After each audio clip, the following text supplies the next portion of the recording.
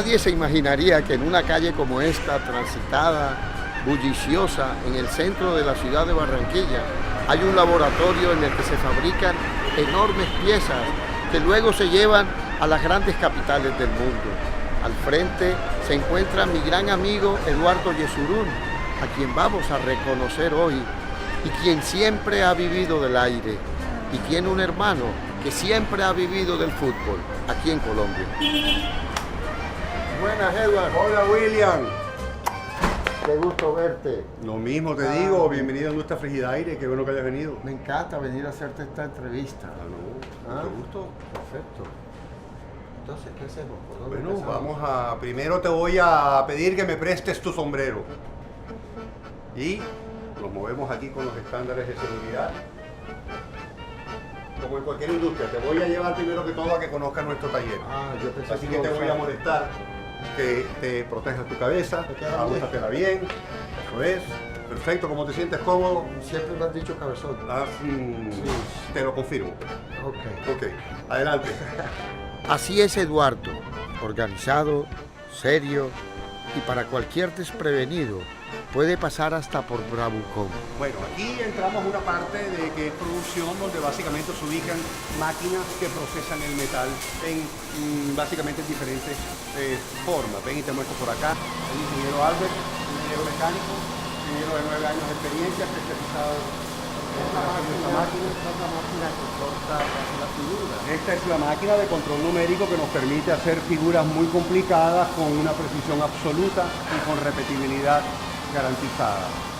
Esta empresa fue fundada en 1961 como una sociedad dedicada a la comercialización de electrodomésticos y aire acondicionado.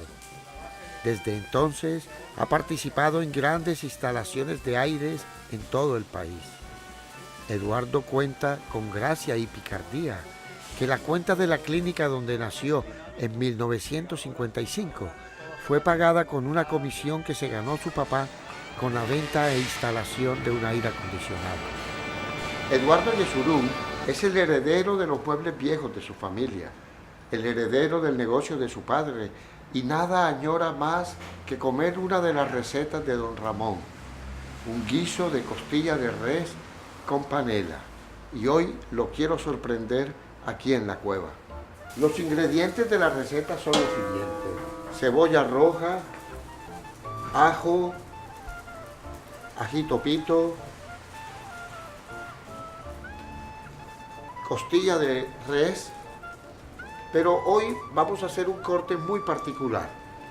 Es un corte que no se encuentra normalmente en el comercio, tiene uno que solicitarlo, y es el lomo ancho con su costilla, como lo pueden ver bien ahí.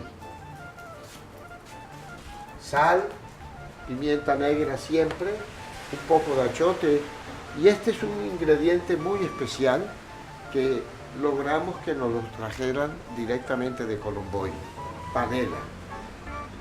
Ahorita procedemos a picar finamente la cebolla, el ajo lo machacamos, picamos los ají y eso lo sofreímos un poco en aceite con un aceite achotado. Luego bañamos la carne con ajo ya machacado y la agregamos al sofrito y la dejamos cocinar a fuego lento en sus propios jugos durante aproximadamente una hora.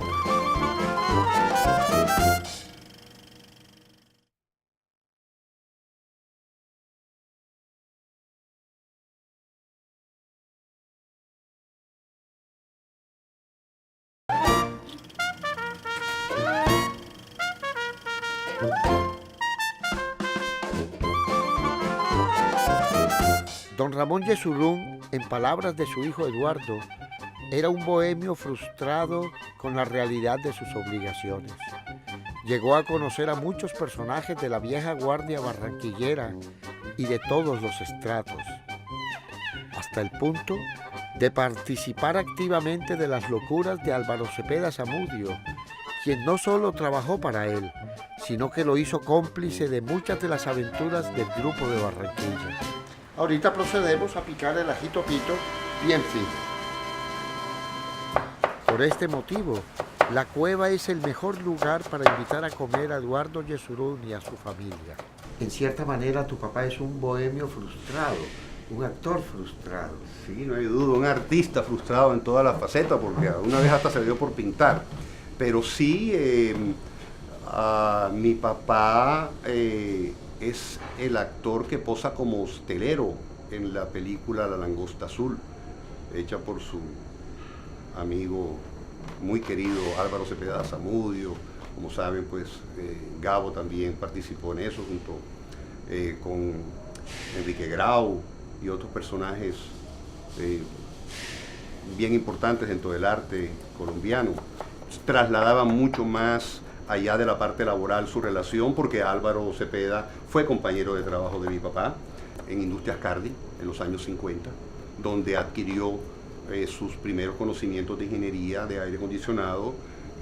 Posteriormente fue a los Estados Unidos, donde se capacitó con Westinghouse, y de ahí comienza la tradición y el inicio de la empresa como tal, de tal manera que yo soy heredero de esa tradición de tuercas y tornillos que comenzó en esa época, donde también tuve la oportunidad, en esas tuercas y tornillos prematuras, de conocer a todos estos personajes y de ser indudablemente influenciado por ellos. Ahorita procedemos a picar la cebolla roja, igual, fin. ¿Qué tan importante es la gastronomía en tu familia, nacida entre tuercas y tornillos?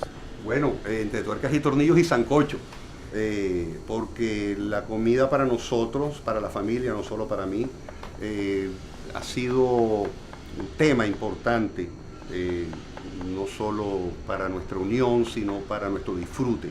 Más allá de alimentarnos, se trata de disfrutar lo que nos alimenta. Es la oportunidad de compartir, es la oportunidad de sentir a la otra persona en una dimensión diferente a la laboral, a la sentimental, en la que es de las pocas veces que creo yo que uno es uno mismo, porque estás dedicado a disfrutar para ti y los tuyos, disfrutar tus sentidos, ensalzarlos, y la comida tiene ese encanto. Entonces no solamente se ensalza el paladar, sino el espíritu cuando lo compartes. El primer paso es proceder con la cebolla y el ají, con un poco de aceite a sofreírlos y un poco de ajo.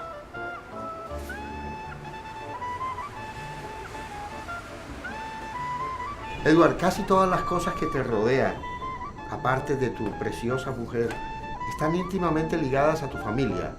Parecen herencias a tu papá y a tu familia. Esta fábrica, hay algo que está escondido en un garaje allá atrás, los muebles de tu casa. ¿Qué significa el tema de la herencia para ti? Creo que desde muy temprano esa inquietud de conocer nuestros orígenes, tratar de determinar cuál es nuestro futuro.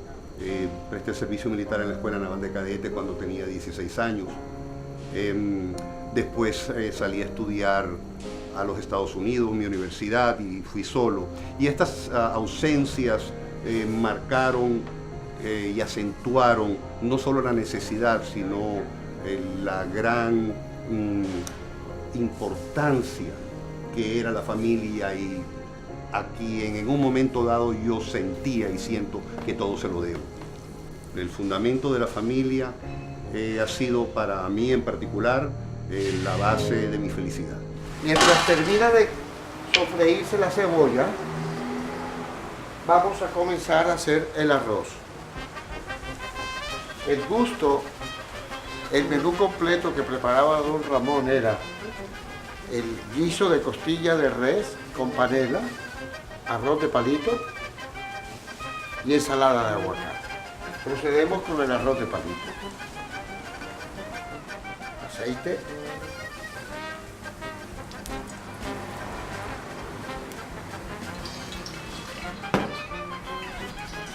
Palitos.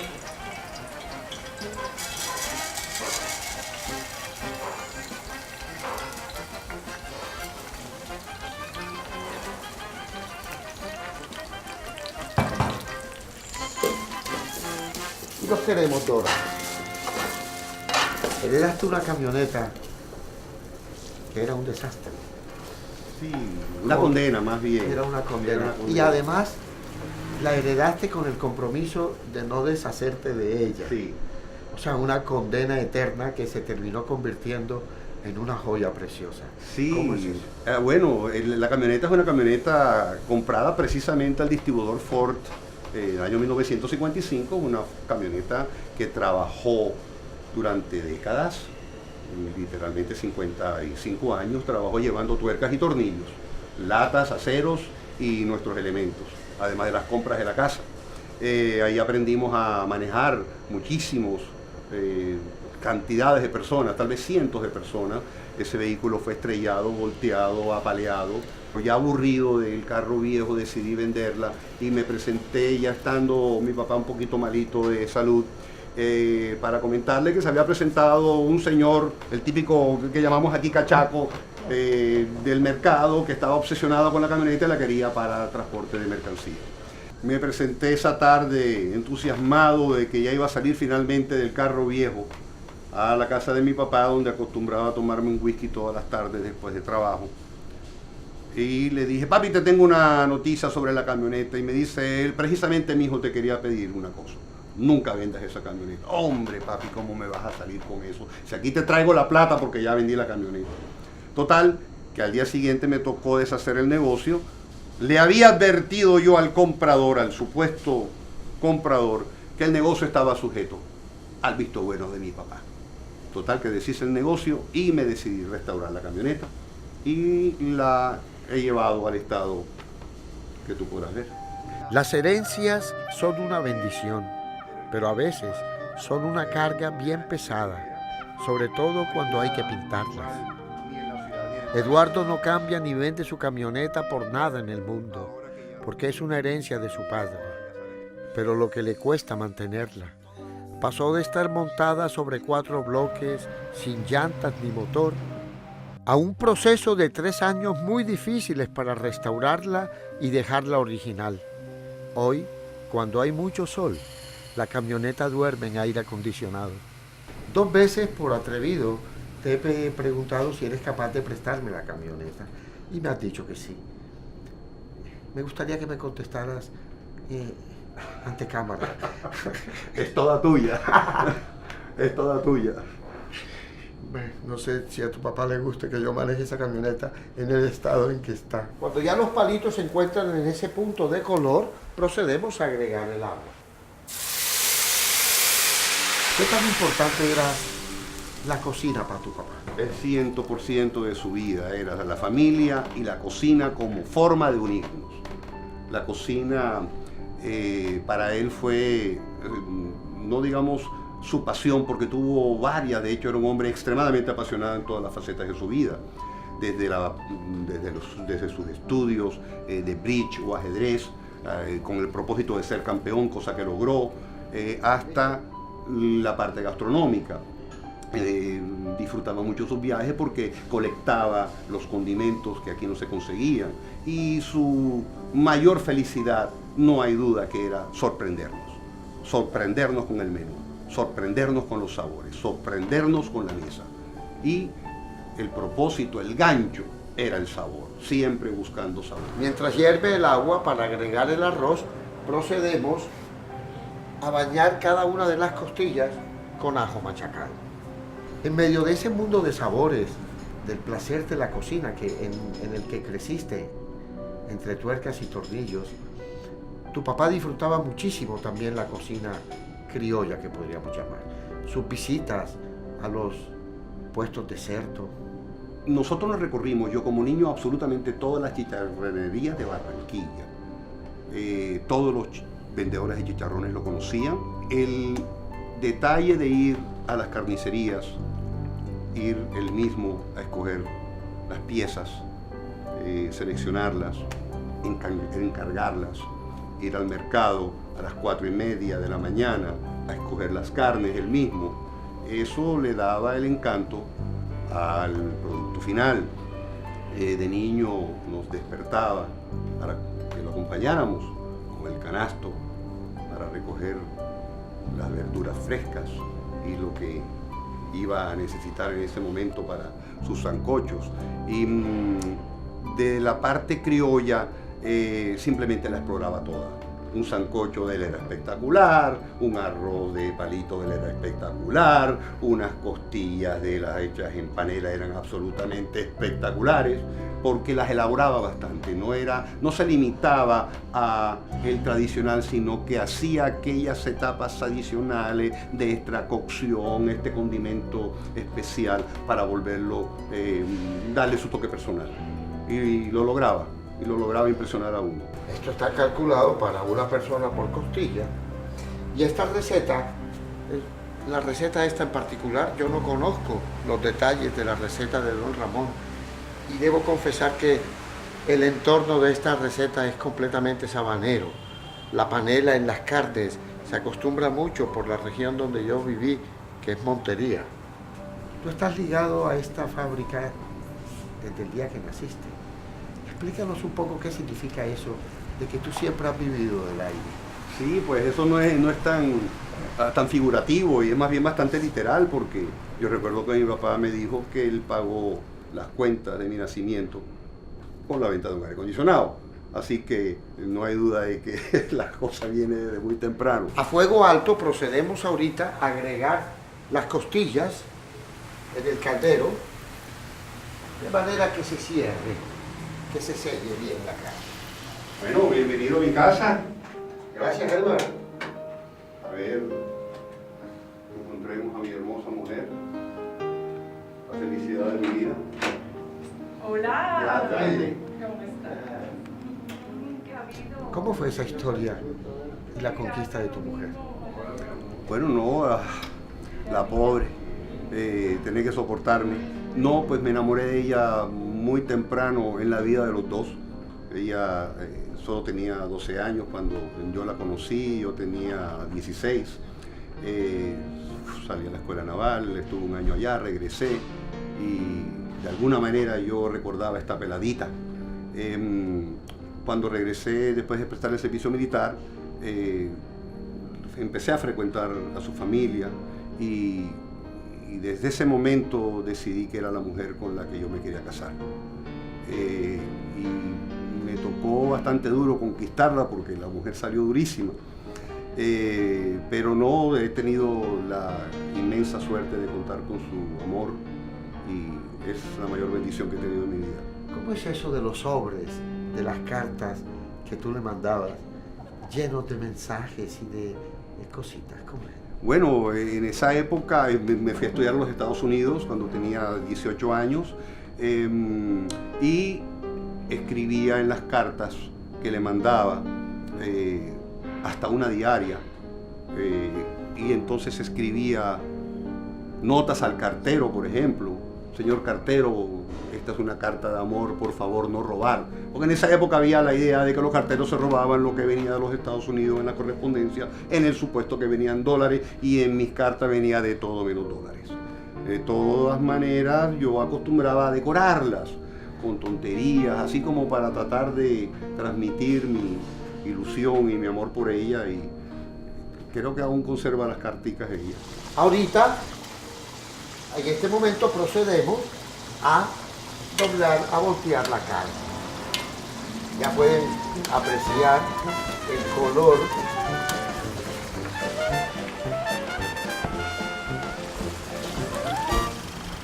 Como pueden ver, conserva todavía su figura. Un gran bistecón.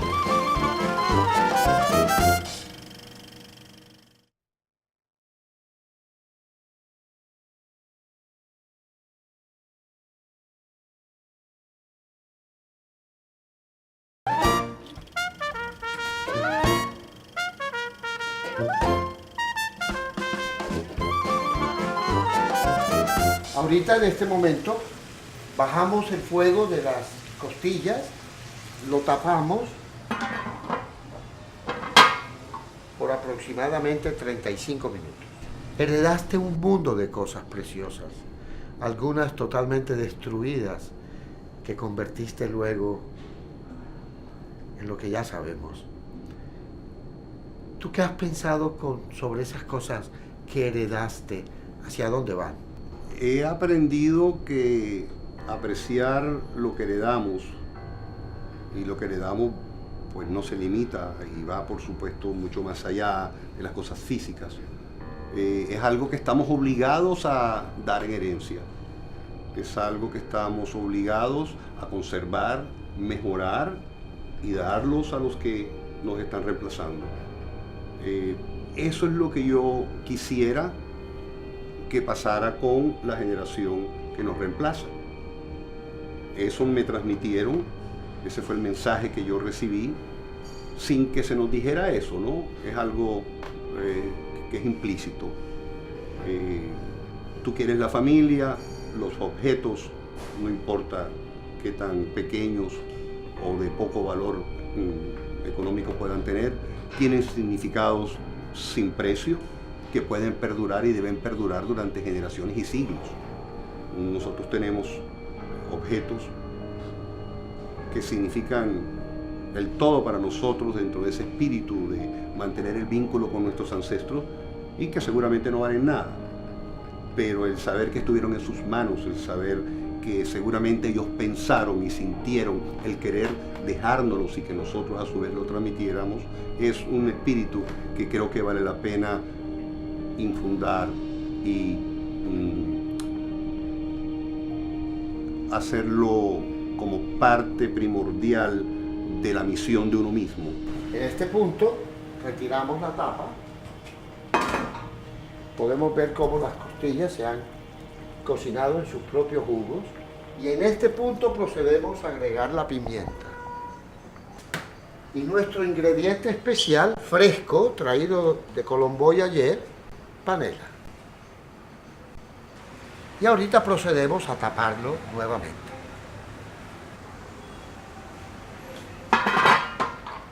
Mientras la panela se disuelve y luego lo vamos a destapar y ver cómo va el proceso.